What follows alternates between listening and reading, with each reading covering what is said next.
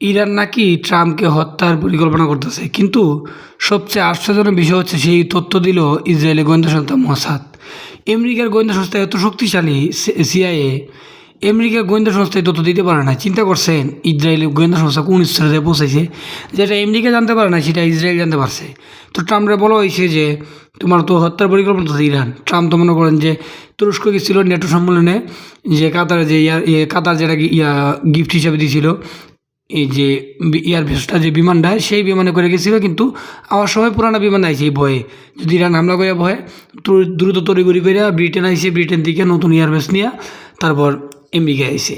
তো এই যে ট্রাম্পের যে হত্যার ভয়ে ছুটাছুটি, যে মৃত্যুর ভয়ে যে ছুটাছুটি, এটা দেখলে আসলে সত্যি শান্তি লাগে যে ট্রাম্প ইরানকে নির্মূল করার চেষ্টা করছে। আজকে ইরানের ভয়ে ট্রাম্প এরকম ছটফটানি করতেছে, কিন্তু ট্রাম্প এখন বলে দিয়েছে যে আমার যদি হত্যা করা হয় তাহলে ইরানে ব্যাপক বোমা বর্ষণ করবা।